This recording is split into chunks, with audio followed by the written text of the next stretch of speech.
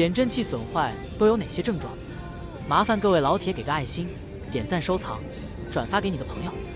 第一种就是外观有漏油的现象，第二种就是过颠簸路面时有异响，第三种是在车辆颠簸时车身上下浮动有些大。但是还有的老铁说我的减震效果大不如前，没有了新车那种舒适感，还没有以上这几种症状，需不需要更换减震器？汽车减震也属于汽车底盘系统的一个易损件儿，只要你的车行走起来，减震就要上下浮动。